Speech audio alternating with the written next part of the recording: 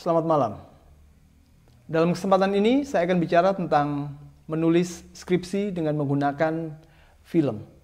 Di sini yang saya bilang menulis skripsi adalah menulis skripsi untuk jurusan sastra. Tidak ada salahnya menggunakan film untuk analisis karya sastra.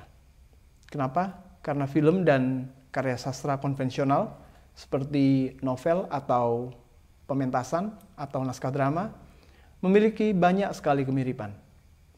Ada tokoh, ada latar, ada plot, dan banyak hal lainnya. Tapi yang jadi masalah adalah ketika kita menulis skripsi tentang film dengan memperlakukannya seperti karya sastra, novel, atau naskah drama. Kenapa? Karena film dan novel memiliki elemennya sendiri-sendiri yang bisa dikatakan tidak sama sekali. Banyak kemiripan, tapi banyak juga hal-hal yang berbeda. Sekilas saja kita pasti sudah bisa melihat bahwa perbedaannya ada pada adanya gambar dan suara, sementara dalam novel misalnya, kita hanya mendapatkan tulisan. Nah, karena itulah saat kita menulis analisis dengan menggunakan film, kita juga menggunakan pendekatan yang sedikit berbeda dengan ketika kita menulis skripsi dengan menggunakan novel atau cerpen untuk dianalisis. Perbedaan itu terletak pada gambar tadi, dan itulah yang mestinya kita perhatikan. Dalam dunia kajian film, kita mengenal istilah mise-en-scène.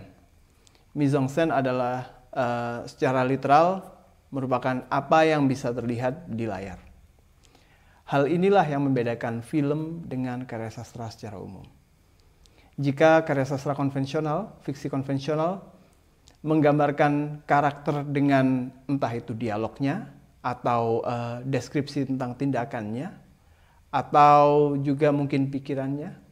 Dalam film, kita mendapatkan gambar-gambar tentang karakter itu yang menjadikan karakter itu khas atau memiliki penokohan. Mise-en-scène menurut banyak penulis terdiri dari 6 atau 7 atau 5 elemen. Di sini saya akan membahas 7 hal yang biasanya dimasukkan ke dalam mise-en-scène tadi. Dengan memperhatikan mise-en-scène ini, kita bisa memberikan analisis atas karakter atau atas setting atau atas plot dengan semestinya. Dan 7 elemen mise-en-scène tadi adalah biasanya pengaruhnya sangat besar dari sutradara itu sendiri. Baik, kita mulai dengan yang pertama, yaitu latar. Latar dalam film bisa sangat berbeda dengan latar dalam novel. Dalam novel, kita bisa mendapatkan deskripsi yang mungkin detil atau mungkin tidak mendetil. Tapi yang banyak terjadi adalah deskripsi ketika dia ada di pikiran pembaca. Sementara dalam film, seorang sutradara bekerja keras untuk membuat latar itu tampak bagi penonton. Itu hal yang pertama yang perlu diperhatikan sebagai mise-en-scène. Jadi untuk membahas mise-en-scène kita mesti melihat seperti apa di sana. Yang kedua adalah pencahayaan. Pencahayaan sangat penting dalam film karena dengan pencahayaan tertentu dampak yang dirasakan oleh pembaca akan bisa berbeda. Dengan pencahayaan dari lilin misalnya dan pencahayaan dari lampu putih misalnya, kita akan mendapatkan 2 kesan yang berbeda. Dan kesan itu nantinya bisa membentuk suasana film dan suasana itu akhirnya menjadi latar untuk film itu. Jadi penting mempertimbangkan pencahayaan dalam film. Dan ketiga yang sangat penting adalah kostum dan rambut. 2 hal ini tidak banyak dibahas dalam novel. Ketika seorang karakter dibicarakan menggunakan ini, pembaca biasanya pertama kali akan menyadari, tapi selanjutnya dia tidak akan terus-menerus diingatkan tentang gambar tadi, tentang pakaian yang dipakai, tentang gaya rambut si tokoh. Sementara dalam film, gaya rambut dan pakaian tadi akan terus-menerus di hadapan pembaca. Dalam sebuah novel, kita tidak banyak mendengar bahwa hari ini seorang karakter memakai baju ini. Hari yang lain dia memakai baju yang lain. Dan seterusnya dan seterusnya. Tapi dalam film kita akan melihat itu berulang-ulang. Seperti setiap kali si karakter muncul, dia dideskripsikan dengan pakaian dan gaya rambut tadi. Untuk melihat karakterisasi seorang tokoh, kita perlu mempertimbangkan baju apa yang dia pakai.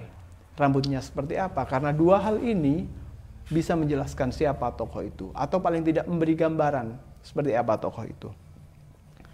Ada lainnya, make up. Make up juga hal yang penting dalam film. Make up sebagai seorang yang terlihat muda, terlihat tua, ataupun juga sebagai orang yang terlihat mengerikan, itu hal yang penting. Dan itu bisa disoroti ketika kita ingin menganalisis sebuah film. Dan hal lainnya bisa behavior, gerak-geriknya. Kalau dalam novel biasanya gerak-geriknya digambarkan bisa singkat, tapi dalam film gerak-gerik itu terus-menerus di hadapan kita. Dan itu yang akan membentuk karakterisasi si tokoh. Hal itu sangat penting di sana. Yang juga penting adalah sinematografi. Sinematografi adalah seni menghadirkan gambar ke hadapan pemirsa.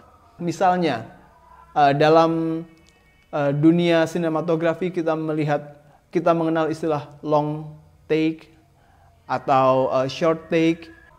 Bisa juga kita melihat karakter dari sudut pandang mata burung atau sudut pandang bawah sehingga karakter terlihat besar. Hal-hal seperti itu digunakan oleh sutradara untuk membuat kesan, menciptakan kesan, dan pada akhirnya membentuk penokohan itu. Jadi itu hal yang perlu dipertimbangkan ketika kita membicarakan misalnya penokohan. Atau bahkan sangat penting juga untuk membicarakan setting, latar. Kita ingat film The Revenant yang beberapa tahun yang lalu membawa Leonardo DiCaprio untuk mendapatkan Oscar sebagai tokoh terbaik pertama kalinya. Di film itu kita banyak melihat gambar landscape.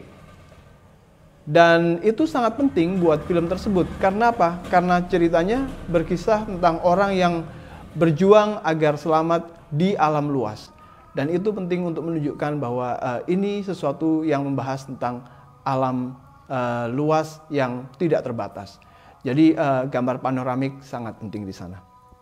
Dan terakhir adalah editing. Bagaimana sang sutradara mengarahkan editor untuk memotong-motong gambar atau menggunakan tone pewarnaan yang lain atau menggunakan suara-suara tertentu atau menggunakan soundtrack yang semuanya ini merupakan bagian dari editing. Bagaimana hal-hal tersebut bisa menciptakan kesan tertentu, akhirnya memberikan gambaran tentang karakter atau memberikan nuansa dan setting tertentu. Jadi hal-hal ini sangat penting ketika kita membahas sebuah film sebagai karya sastra. Berbeda dengan ketika kita membahas misalnya penokohan dalam sebuah novel yang sangat-sangat ditentukan oleh, untuk menggunakan definisi sederhana yang dipakai oleh Abrams, sangat ditentukan oleh tindakan dan kata-katanya, baik itu yang disampaikan secara langsung oleh narator maupun yang disampaikan melalui tindakan yang digambarkan dalam novel itu.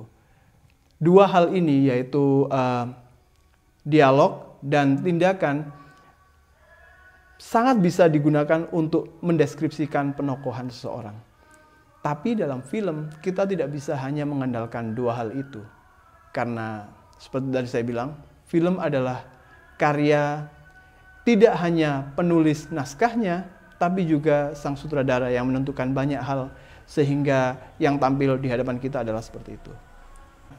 Itulah tadi, mise-en-scène sebagai satu hal yang sangat penting dalam membahas film sebagai karya sastra atau untuk melakukan analisis untuk film. Itu saja kali ini sebagai dasar. Selanjutnya kita akan lanjutkan pada kesempatan yang lain. Terima kasih.